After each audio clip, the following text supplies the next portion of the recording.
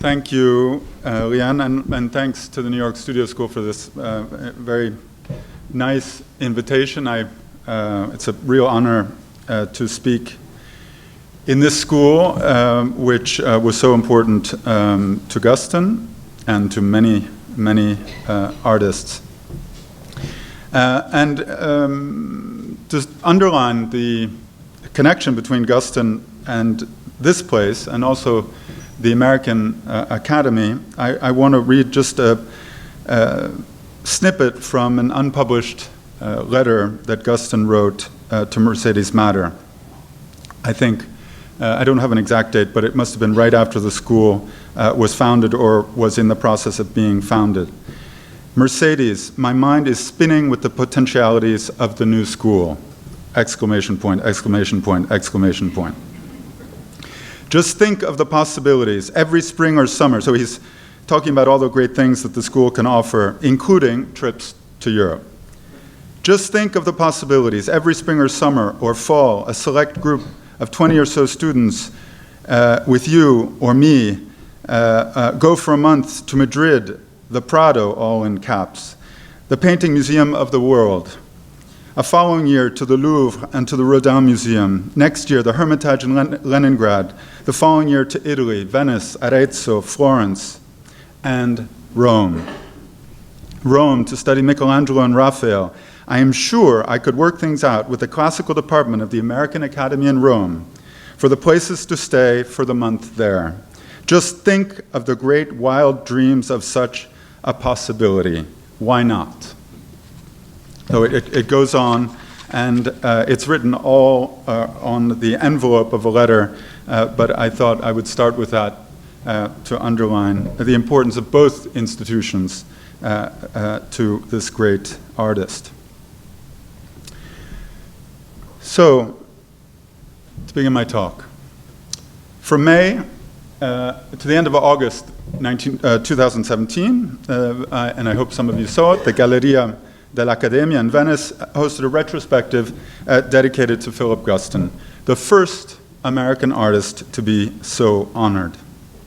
Philip Guston and the Poet, curated by Cosme de Barignano, explored Guston's engagement with the work of several writers, including D.H. Lawrence, Eugenio Montale, and others. Now this conceit, as you can see in this picture, permitted a non-chronological display, uncharacteristic of a usual retrospective, such that figurative works from the 1970s were hung next to earlier, more abstract works from the 50s and 60s. Similarities in palette and technique, a repertory of recurring motifs, together conveyed a sense of continuity rather than rupture from one painting to another. So it broke that sort of seamless retrospective development that we're so used to. And for many, I think, certainly for me, the exhibition offered a compelling visual argument countering a frequent refrain in explanations of Guston's rich but often misunderstood career. That refrain slots Guston into a distinctly American trajectory in the following simplified terms, and I'm simplifying on purpose. A prominent figurative painter in the 1930s and 1940s, Guston was a belated convert to abstraction, swayed in that direction by developments in New York in the 1950s. Only late in the 1960s, the story continues, did Guston shift back to figuration, a controversial move at the time that culminated in the monumental paintings he created in the 1970s. This binary opposition of figurative versus abstraction as irreconcilable extremes has insistently, it's starting to change thankfully, but I think for a long time insistently structured the analyses of his career. The exhibition in Venice demonstrated that Guston was essentially neither entirely figurative or abstract, and both at the same time. That is to say, in paintings like Frame, he reconciled a lush, expressive handling of paint with a concise and idiosyncratic manner of storytelling. His application of the medium has a life of its own. I'm sure you've all noticed this in many of Guston's work. I'm just using this example here, that exceeds its descriptive role. broad expanses of color are enlivened by the free gestural brushwork and the way its delicate furrows in this painting, in particular, refract light. Numerous pentimenti, I hope you can see them. They're all over the place. And layers of other colors and incipient forms under the surface suggest the process was as important to Guston as the finished picture. Indeed, the way in which the artist revels in the revisions, making no effort to hide them or tidy them up, indicates that he was more interested in how he arrived at the result than he was in the result itself, or both at the same time. In 1958, Georg Baselitz, then a young painter, saw an exhibition of Guston's works, including this one, in Alfred Barr's exhibition, New American Painting. Baselitz admired Guston's technique, recognizing how he overlaid paint layers to create a figuration lying dormant, this is Baselitz's impression, under the surface of an ever-shifting abstract composition. I point this out because this foreign, non-American reading, just one of them, of many, offers a key, I think, to developing an alternative to the oft-repeated narrative of the homegrown American modernism divorced from contact with Europe. This helps us get at something essential about Guston's work that was distorted or overlooked by many prominent American critics at the time. There are exceptions, of course, especially among the perceptive writers and commentators that Guston was very close to in the 1970s. One of these, the poet William Corbett, made two observations in his memoir about Guston that I'd like to explore here tonight. First, Corbett suggests that, quote, while his New York colleagues broke down barriers and brought abstraction into the mainstream, Guston was a latecomer who, oddly enough, arrived at abstraction through Europe. End quote. Corbett then zeroes in what he finds striking about Guston's paintings of the 1950s. Quote, they have the dignity of refusing to choose between alternatives, of allowing contrary impulses to exist, end quote.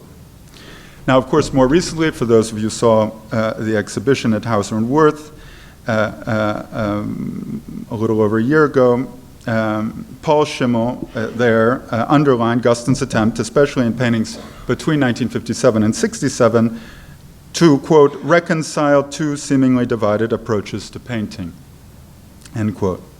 Of course, dialectical thinking, attempting to reconcile opposites, was all the rage in New York in the 1950s. I don't want to deny that.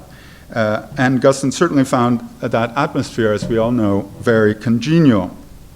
Parenthetically, I should say, though, that one of Guston's great friends and collaborators in the 50s who was central to those paintings was, of course, John Cage. And I want to point out here that he first met John Cage at the American Academy in Rome when he was a fellow there. So here I want to insist not only on the European impetus for Guston's move to abstraction, which I will suggest underwent a critical phase in Rome in the late 1940s, but the possibility that he may have acquired there too a taste for reconciling these contrary impulses. Now, elsewhere I've explored in depth, and I won't go into it too much here, Guston's important final stay at the American Academy in 1970 and 71, when he was invited to be a resident. This was just after the Marlborough show, a crucial period for him.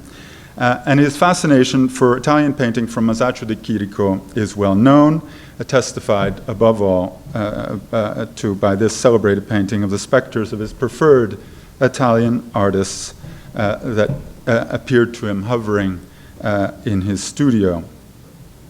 While he was in Rome in 1948, he paid his respects to De Chirico, an artist whose metaphysical canvases he admired at least,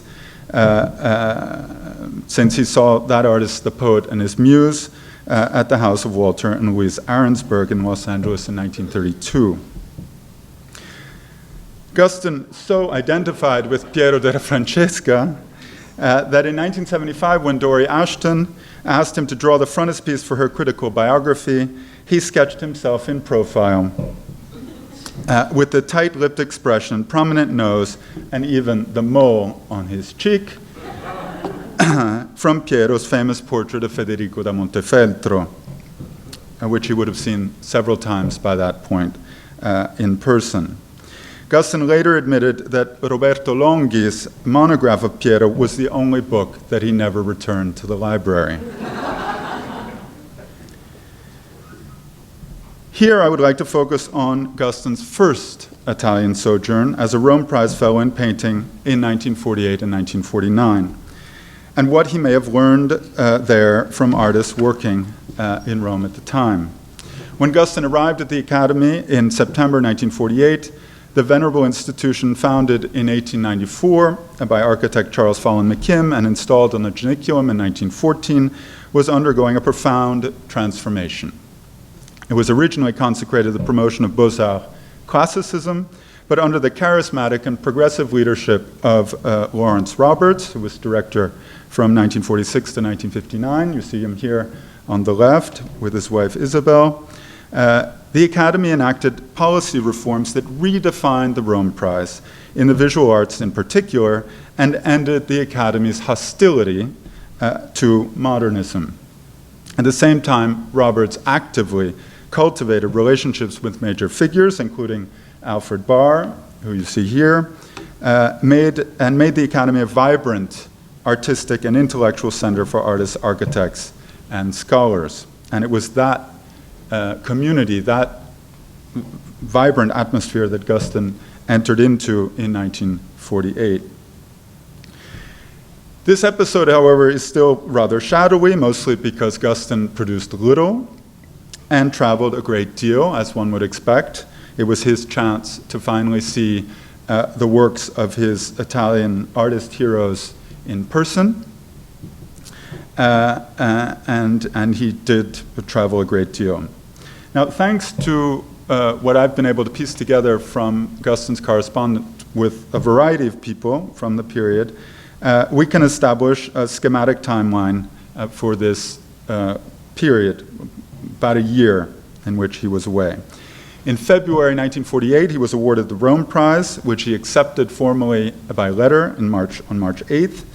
He sailed to Naples on the Vulcania, and you see him there upper left, on September 25th.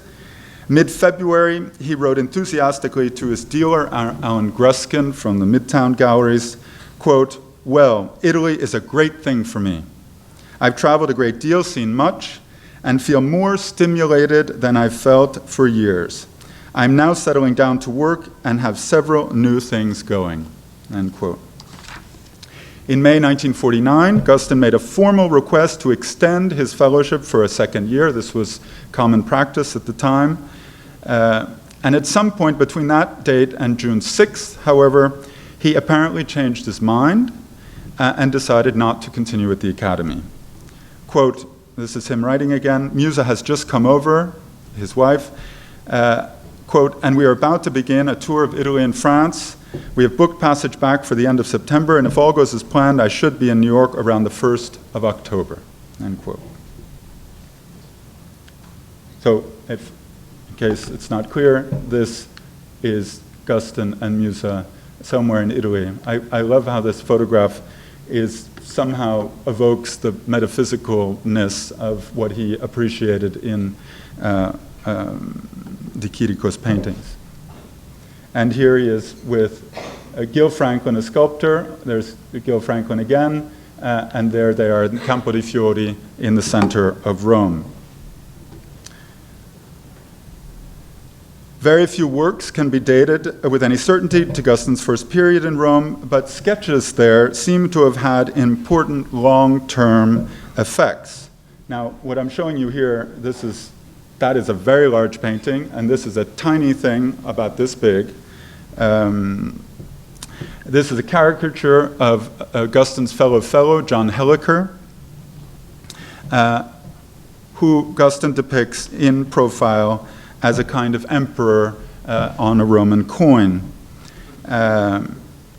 In a recent essay in the Go Figure book, Barbara Drudi, an Italian art historian with whom I've worked, remarked, I think quite astutely, that this formula reappears in the large cyclopean heads that Guston painted as kind of surrogate self-portraits in many of the late paintings. This is a little more speculative, but this period may have left its mark in other more indirect ways as well. The spiral shorthand that Guston often used in the late paintings to denote unfurling surf, as in Ocean or Deluge 3, suggests the wave or scroll patterns often found in Roman mosaics. And Guston would have found a daily reminder of this motif and the creative potential of it in the grille that is on either side of the front entrance to the Academy. In an annual report, Lawrence Roberts notes that during his fellowship year, quote, Mr. Guston traveled extensively in Italy, France, England, and Spain. In painting, he produced little, but on his return to America, he was able to sort out and translate onto canvas his experiences and impressions, end quote. So clearly here, Roberts is intimating that the paintings Guston produced in America after his return were a result in some way of his experiences, impressions gained in Europe. A letter from Guston to Roberts dated December 22nd, 1949, so this is after his return. The artist seems to corroborate Roberts' comment. Quote, I am hard at work painting, and much that I was thinking about in Rome seems to be coming out at long last, end quote.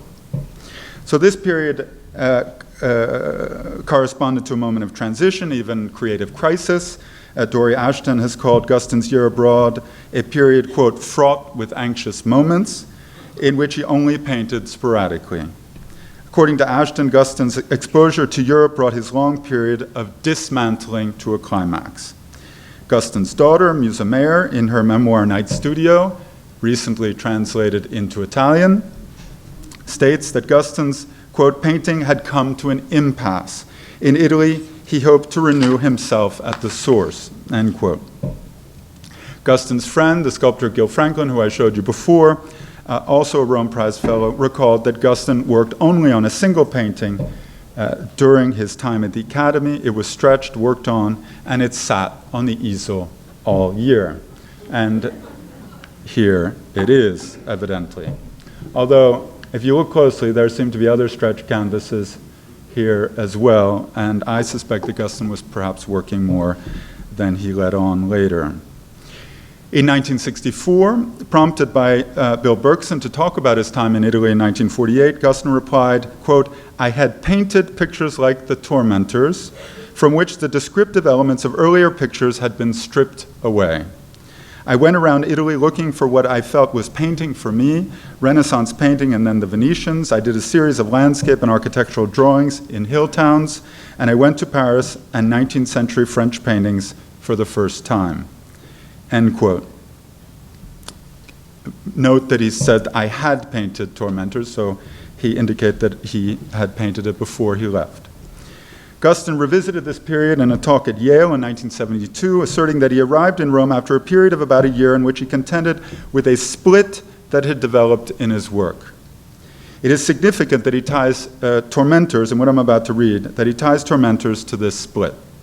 Quote, everything seemed unsuccessful to me, and I couldn't continue figuration. How to explain that? The forms I wanted to make couldn't take the shapes of things and figures.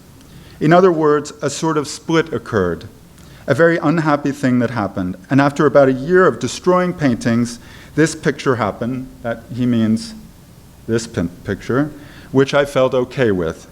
Although there were still remnants of figuration in there, but I felt I had to drop figuration. I mean, it just had to go.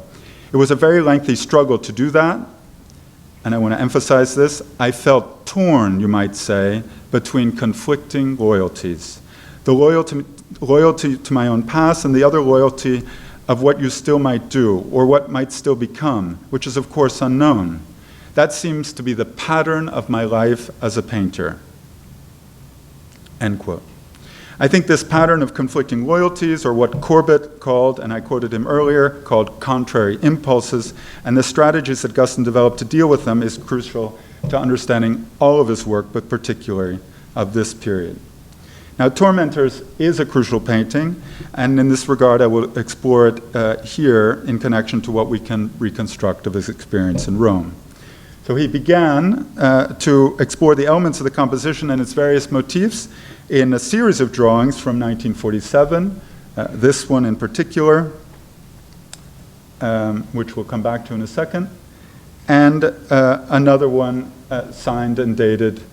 You can notice he actually signs it and dates it 47, 48, so it was still an active thing for him, I think, even after he went to Rome.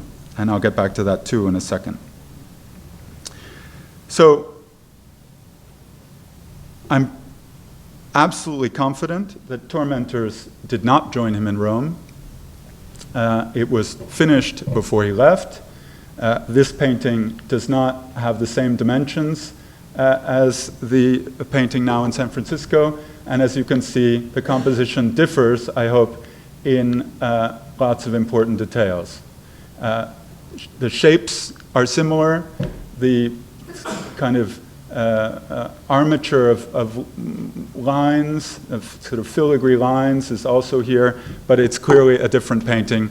And he probably destroyed the painting that is on his easel in Rome, because there is no evidence of it being shipped back to the United States at the end of his stay. He shipped back one painting, much smaller dimensions, and it was a special commission, and the correspondence exists to demonstrate this. So Tormentors was clearly finished before he left, and it was shown, in fact, at the Whitney in 1949, starting in about February, while Guston was in Rome. So he could not have been painting Tormentors in Rome.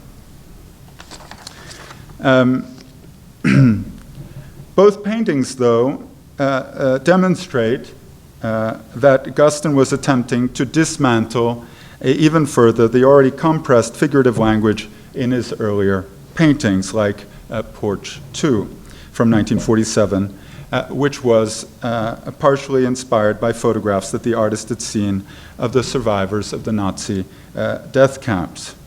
Many of the motifs, shoe soles, 2x4s, which here, in fact, structure the composition and create that compressed space, are carried over and echoed in the later painting in the form of outlines piled on top of each other in a similarly claustrophobic, dark space, dark background. Now, to give you an idea of how radically Guston had already stripped away the figurative language and compressed the spatial coordinates of his work by the time he arrived in Rome, we need only look at the painting that won him the prestigious Carnegie Award in 1946, which you see on the right. And when the article appeared in Life in May 1946, and you see a photograph from that article, Guston was already working in a very different idiom, as we can see from the paintings behind him in his studio, all of which, I should say, he subsequently destroyed. The accompanying article states that Guston, quote, prefers his more abstract canvases, which are filled with moody symbols, end quote. The flattened, overlapping legs and feet and musical instruments in the painting directly behind him recall similar motifs in Picasso's Guernica, which was, as many of you know, on view at MoMA in the 1940s, where it set the standard for politically engaged painting inspired by the horrific catastrophes of the Second World War and the struggle against fascism. Guston also, I should note, had plenty of opportunity to admire several important Picassos which were in major collections, private collections in St. Louis, where he was artist in residence at Washington University from 1945 to 47. The painting on the easel in his Academy studio then, with the dense collection of flattened overlapping forms, continues in the same vein as the Guernica-inspired paintings behind him in the life photograph. And in this regard, Tormentors is clearly a subsequent step, or seems like that if we're trying to create a kind of chronology. But of course, we know that it was a later, the painting in the studio must have been painted after Tormentors was already finished. The next surviving painting from this period is Review, now in Washington, and most likely begun soon after Guston's return to the United States in the fall of 1949. Here, passages of red have expanded from the wedge-like shapes that we saw in Tormentors to take over much of the lower two-thirds of the canvas. Common to both paintings are the tracery of white lines. I hope you can see them here, which, while painted over or sort of crowded by other pigment, are less visible but still there, sort of like a tailor's or a seamstress's cutout patterns lurking beneath the surface of the scumbled layers of black over red and red over black. So in both these paintings, Tormentors and Review, Guston is both stripping away the form and piling on paint, practices that would characterize his work for the rest of his career. Note too the division of the canvas into a kind of tabletop or a horizon line and contrasting bands of different colors. Here, lighter on the bottom, darker on the top. A compositional structure that Guston would use again in many paintings, like Frame, which we saw, like Flatlands from the late 60s onward. So, Tormentors, seen again through the artist's experience in Italy, was crucial to the development of Review. I'm pretty sure the Review was the painting that he started in early November 1949, immediately after he returned from Italy. Right after his return, Guston wrote to Alan Gruskin and asked for Tormentors, the finished painting, to be shipped to him in Woodstock, saying, quote, "I would like to have that recent painting, The Tormentors, the large black and red one, here with me in my studio for a while. I feel it is necessary to have some sort of continuity, and I want to study it," end quote. It arrived in Woodstock the first week of November. We have the shipping receipt. And on November 12th, Guston wrote in a letter to Gruskin that he was, quote, "deep in painting now," end quote. Guston still had Tormentors in Woodstock in early February, and the letter to Roberts that I cited earlier from the 22nd of December, Guston wrote that much that I was thinking about in Rome seems to be coming out at long last, end quote. So before we look more closely at the context in Rome that might have influenced his thinking, and that might have come out in Review, let's look at the drawings, very important drawings that Guston made on the island of Ischia, which is a sort of improbable place for an artist, an American artist, to go in Italy. He could have gone there for any reason, number of reasons I can't really say. But we know that there, or perhaps right after his return to Rome, working from a postcard or some sort of image, he had a kind of epiphany that helped him out of his impasse that we heard about before.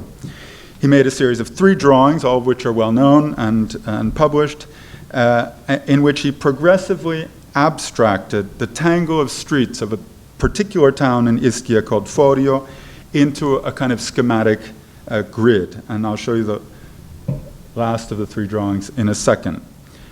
But I think Tormentors, particularly his thinking expressed in the preliminary drawings or the studies for Tormentors, were clearly central to his thinking. The first drawing of the series, which you see on the left, employs the same technique of ink lines and wash that he used in the study for Tormentors, which I showed you before. In fact, many of the motifs are similar. Look at this kind of elongated sort of triangle form.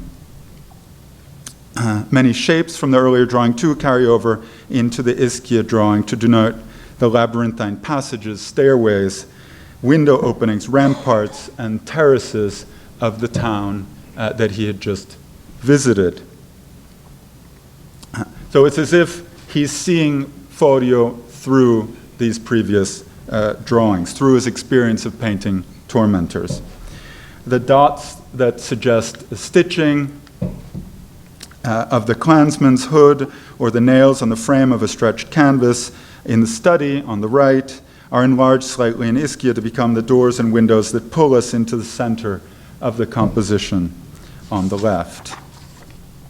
Now in a subsequent drawing, and that's the one you see on the right, the spidery lines and undulating dome-like shapes are reduced into a compact, rigid geometrical system of cross-hatching punctuated with diacritical marks. Obviously, it's not a pure grid. I'm not using the minimalist grid, but clearly this is a more abstract understanding of the same town. Now, he's clearly working from the same vantage point in both drawings because of the continuation. Look at the staircase there on the right and the staircase here.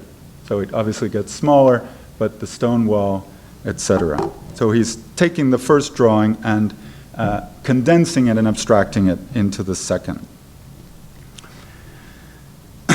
Now, as is well known, this is not something I'm the first person to point out, the vortex of interlocking lines in the drawing on the right provided the underlying armature and pictorial logic for Guston's paintings for the 1950s, including this one. Here, working with a limited repertory of abbreviated brushstrokes, Guston translated the graphic language of the Ischia drawings into a conflagration of color that both congregates in the center of the composition and radiates out from it. Dismantling complete, Guston buries Ischia in the physicality of pure pigment. Now, despite what I think are fairly clear Italian coordinates, American critics at the time read paintings like Joan very differently.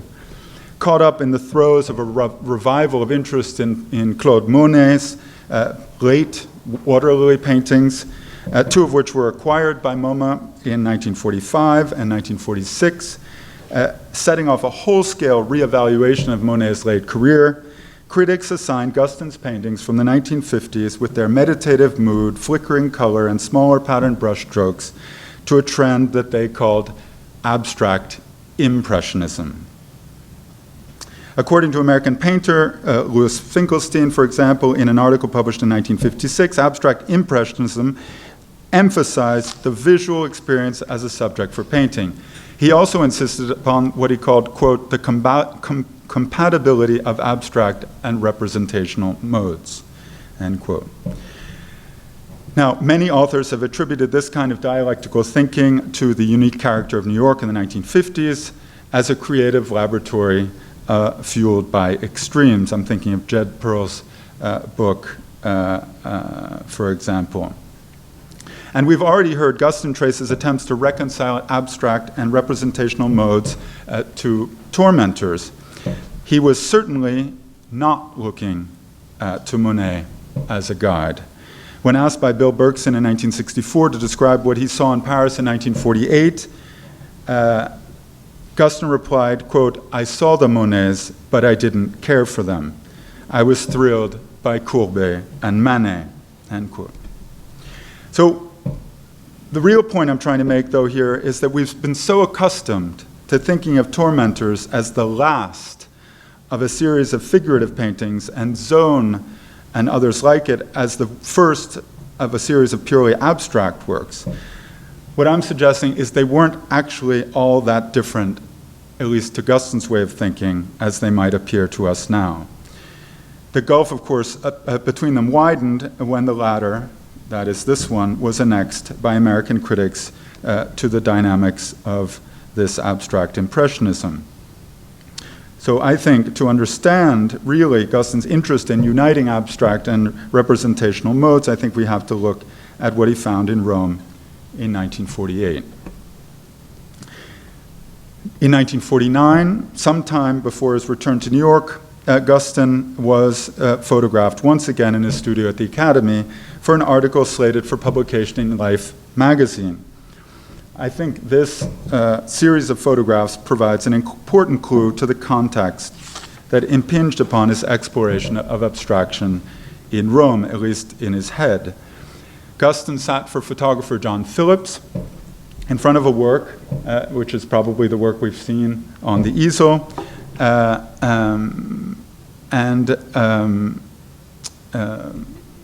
very similar to Tormentors also. As it happens, these photographs were shot for an article about artists in Rome, published later in the same year, but these photographs of Guston were not included in the final layout. Here's the article.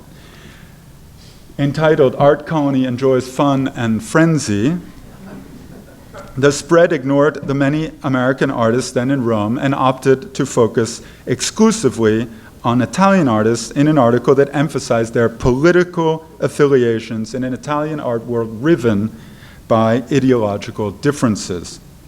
The positions were staked out officially in Italy when the head of the Partita Comunista, Palmiro Togliatti, published a tirade under a pseudonym against abstract art in November 1948, while Guston, just after Guston arrived. Togliatti's ire was prompted by an exhibition, a group exhibition by a series of artists that had banded together, mounted in Bologna, and Togliatti called them quote, a collection of monstrous things. This article, this broadside, essentially forbade card-carrying communist artists from painting in an abstract idiom, because it meant they were going against the edict of their party leader. Now, Henry Luce, the publisher of Life and the husband of soon-to-be U.S. ambassador to Italy, Claire Booth Luce, was a devoutly anti-communist. This is well known. And I think this must explain why the article focused exclusively on Italian artists and ignored Americans working in Rome, as we'll see in a minute, lots of them altogether, in order to isolate them from any risk of communist association. So caricatured in the caption accompanying the photograph on the lower right, as being feted by his, quote, aristocratic sponsor, prominent Italian artist Renato Guttuso, who officially sustained the party's interdict against abstract art, is described here by Life as, quote, the only prominent red artist who changed style to meet party's ideals, end quote. A clear attempt to discredit him. Now, despite Life's attempt to discredit these artists with their flip-flopping communist affiliations, the article is useful, I think, in that it reveals how many of Guston's contemporaries in Rome, despite the political climate, refused to choose between alternatives and allowed contemporary impulses to coexist. Pietro Consagra, a sculptor and a militant for the Partita Comunista, active supporter, attempted to remain true to the ideals of the party while continuing to pursue his exploration of abstract forms. He and his friends were profoundly disappointed that the party did not embrace their conviction that, quote, a revolutionary party should promote a revolutionary art. These are the words of Ugo Pirro, who documented both the real hardships suffered by many of these artists in Rome and the lively debates that took place well into the night in the Trattoria or Osteria Menghi in the Via Flaminia, which also was a meeting point for many foreign artists. Consagra, that's him, in the caption accompanying this photograph of him singing a, quote, anti-American song in what may very well be the Osteria Menghi, quote, refuses to obey party edicts on art, end quote. Adrian Duran, a historian of Italian art and of this period, in his focus study, The New Front of the Arts, one of these artist collectives that tried to restart artistic activity and make contact with international currents after the war. Duran, in his book, warns us against allowing these exclusionary binaries, East versus West, communism versus democracy, etc., to reduce, quote, post-war Italian painting into a Manichaean battle between the two stylistic categories of realism and abstraction, end quote. Instead, he emphasizes that despite Togliatti's strictures, despite this clear party line, Italian artists navigated or oscillated between the two categories, which remained fluid and often attempted to reconcile them. Now, these ideological tensions were not limited to downtown Rome or the rest of Italy. They even permeated the relative calm and isolation of the American Academy in Rome, which I'm sure all you know is on a hill, but it's actually much closer and has been much closer to the city throughout its history than its geographical location might suggest. Now, Guston was not the only artist at the time experimenting with abstraction.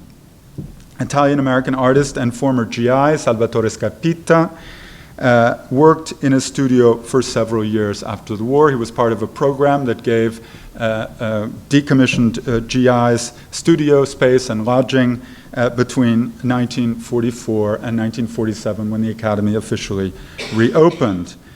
We know that Scarpita met Guston at this time. They were both living at the Academy. And here you see an abstract work by Scarpita dated 1948 and exhibited here, you see it right there, at a gallery, La Palma, in Rome in the same year. Here is Scarpita in front of the Academy gates. Now, Scarpita got himself into a little bit of trouble with some officials. He was accused of being a, quote, troublemaker and, quote, getting a little too involved in Italian internal politics, end quote.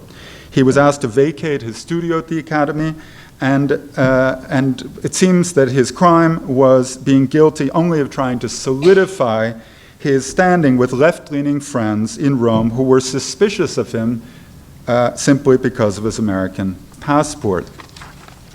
Scarpita kind of considered himself sort of in limbo. He's very frank about this. In an oral history interview recorded later, he called himself Mr. In-Between.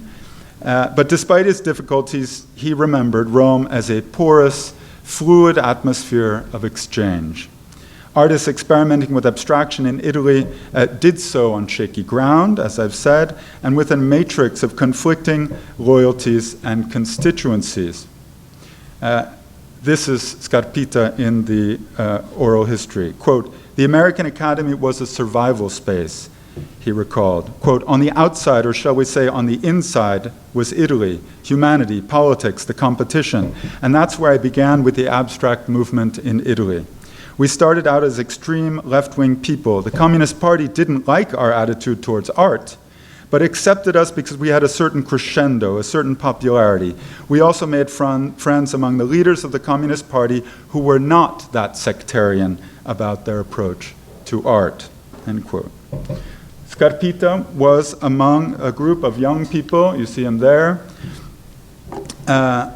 dancing in a basement in a painting by Guttuso, Renato Guttuso. I showed you the photograph of him before.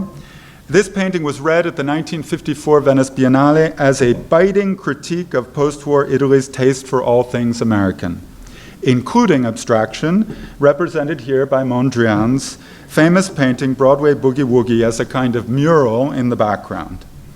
But we might also read this painting as evidence, painted by an artist who was perhaps less doctrinaire than this painting suggests, of those in-between spaces and strategies where artists fraternized and found middle ground in a politicized artistic landscape. Now, it may too have been on this trip that Guston met Italian artist Piero d'Orazio. I haven't been able to find evidence of this yet, one of the artists lampooned, he's dancing here too, in Guttuso's painting. Here he is with Guston in a photograph from about 1962. He was an internationally minded artist who later established a transatlantic career, and in the late 40s was one of a group of younger artists who banded together as the group Forma Uno. They published a manifesto in which they declared that they were, quote, formalists and Marxists, convinced that the terms Marxism and formalism, he means abstraction, were not irreconcilable, end quote. Their platform proposed to mediate between abstraction and realism, and I think it's very interesting to think about Guston's exchanges with this group, and Orazio in particular, but there are also other ways, as I've tried to show, that Guston could have gotten entree into these discussions. Keep in mind that Scarpita was perfectly bilingual and could have been a kind of translator for Guston.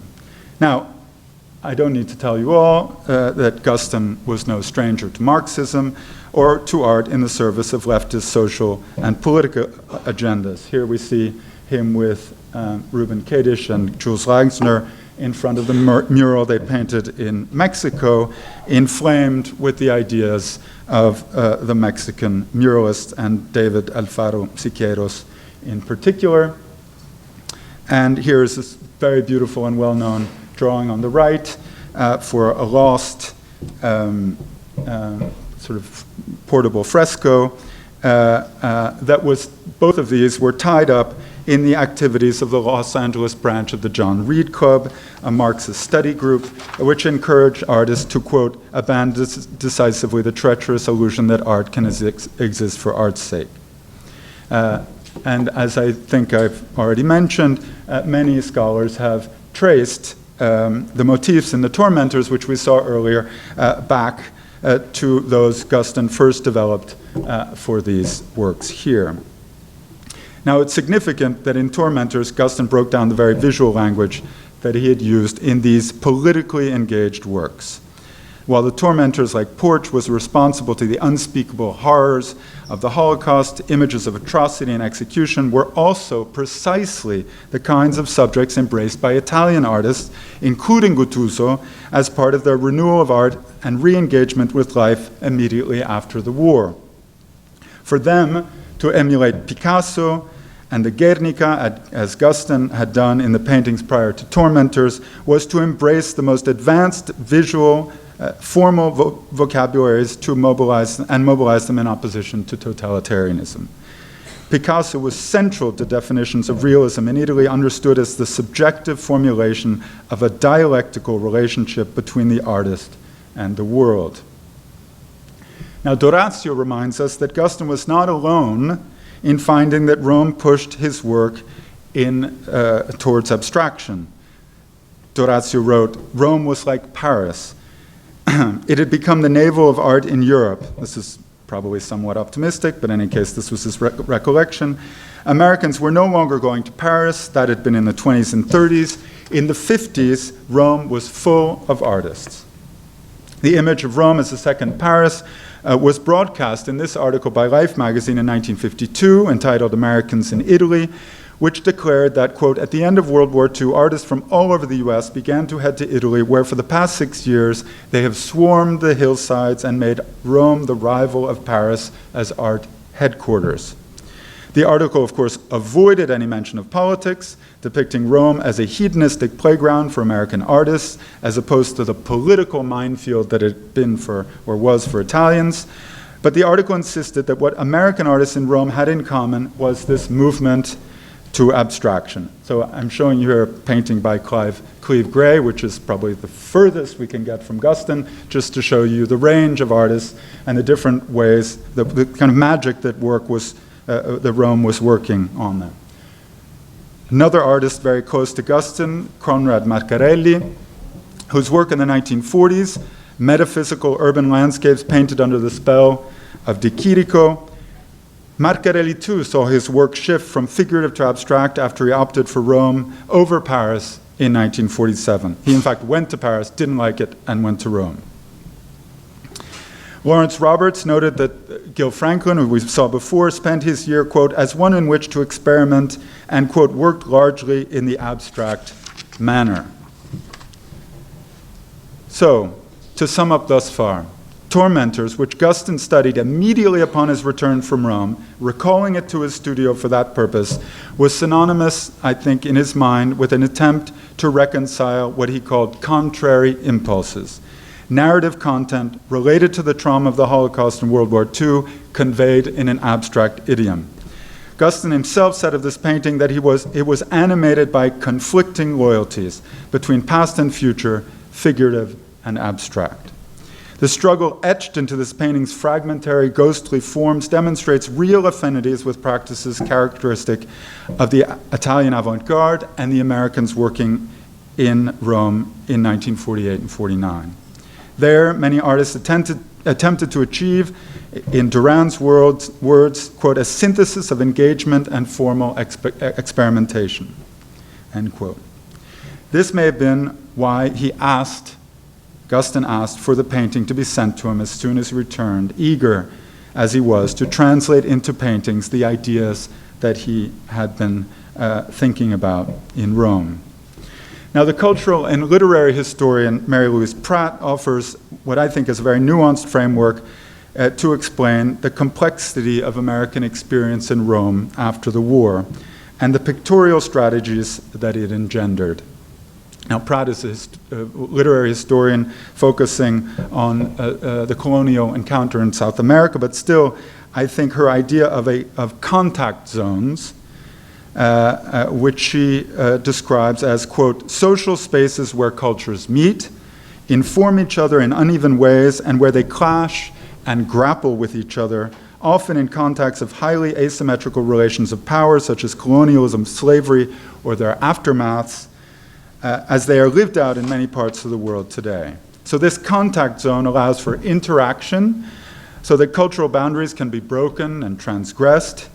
And I think we might think of Rome, too, as a kind of contact zone in which, despite profound mutual admiration, American Italians faced off in an unequal and often antagonistic relationship shaped by post-war reconstruction and the gathering Cold War. The move to abstraction in the work of these artists betrays signs of what a term that Pratt borrows, transculturation, one of the strategies she identifies, along with mediation, collaboration, and imaginary dialogue as characteristic of this contact zone.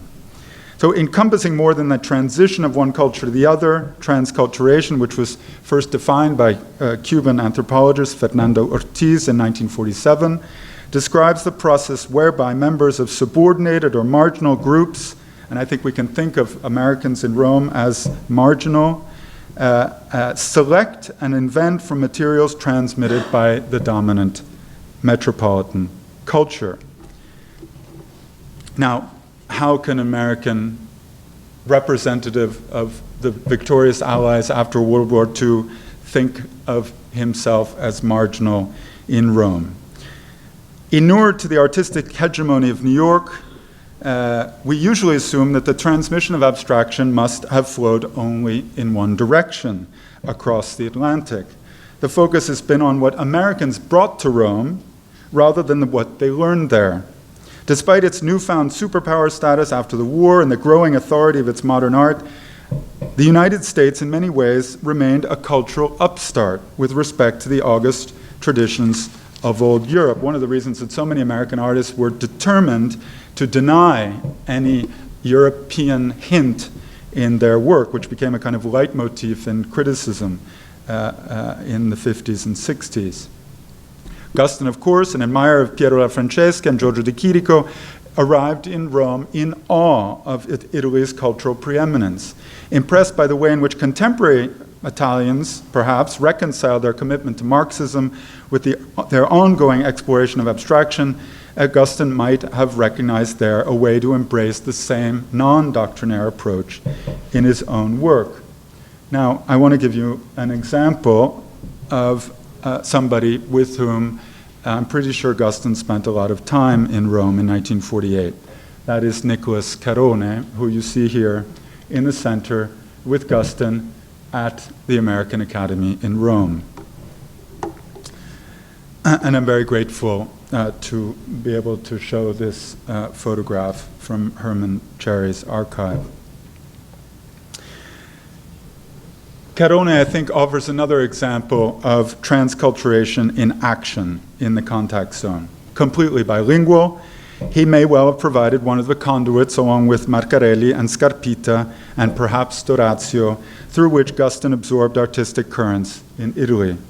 Carone lived in Rome from 47 to 51, thanks to a deferred Rome Prize. He won it before the war, but was not able to take advantage of it, and a Fulbright scholarship.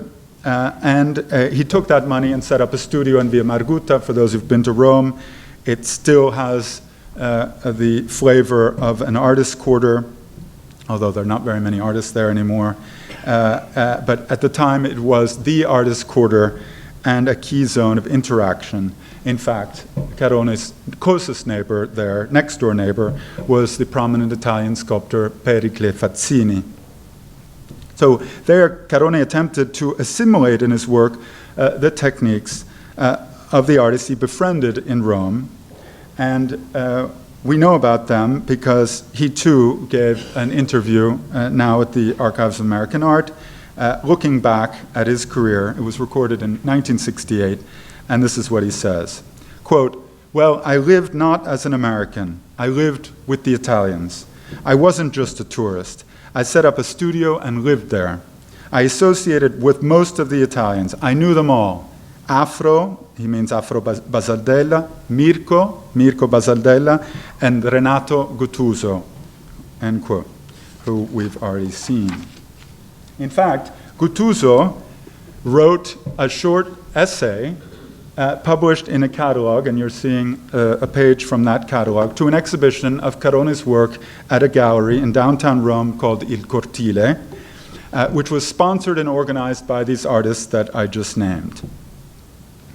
And Carone later maintained, quote, "That was a good experience to be in that climate, you know, that aesthetic climate, working with the Italian painters," end quote. So these comments underline the fluidity and oscillation that characterized this aesthetic climate in Rome.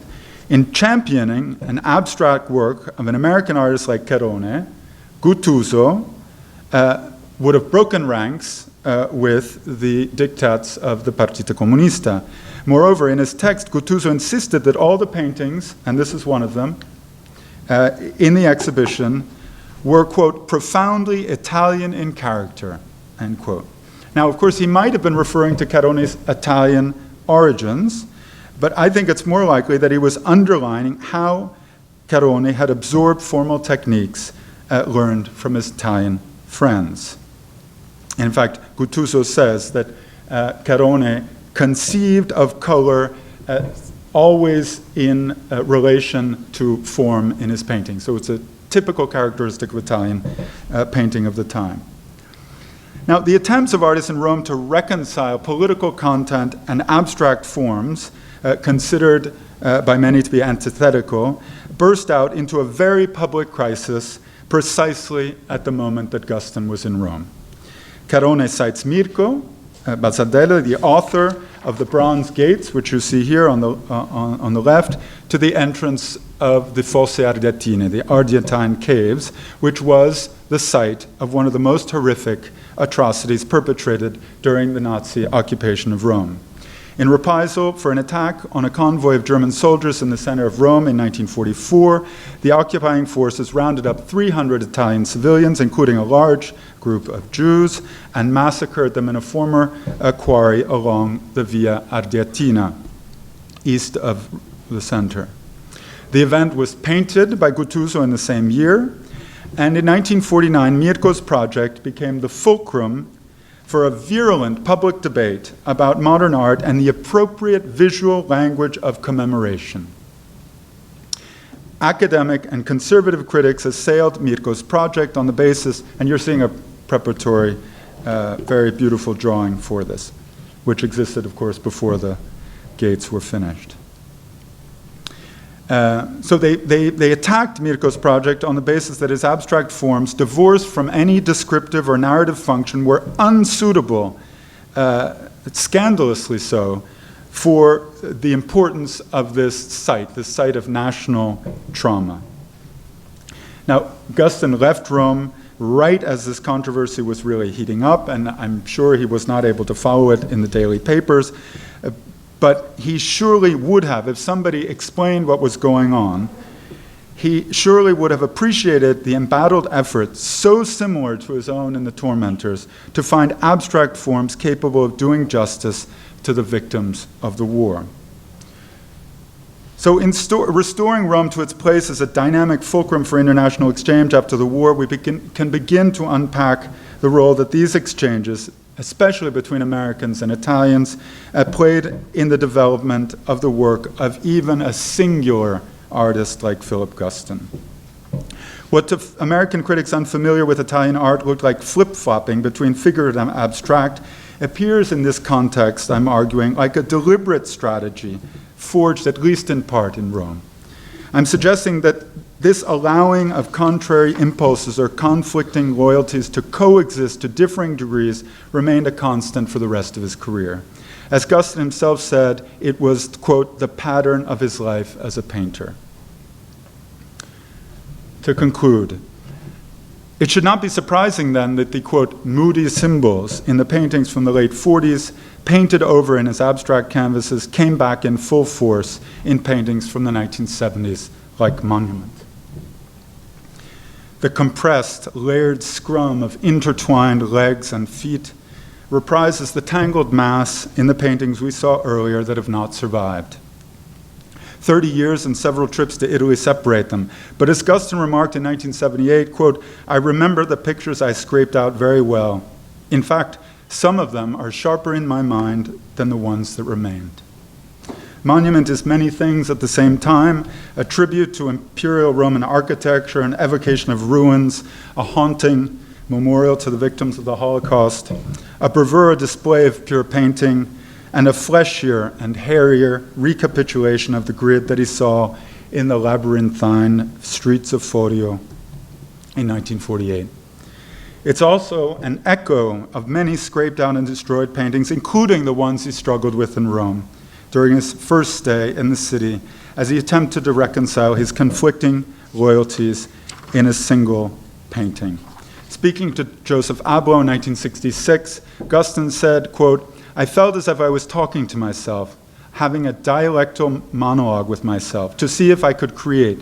And these problems revolve around problems of abstract painting, non-objective painting, or image making. And of course, I'm seeking a place, an area, where these questions could be dissolved, where they don't exist, where somehow in me all this would come together. Thank you.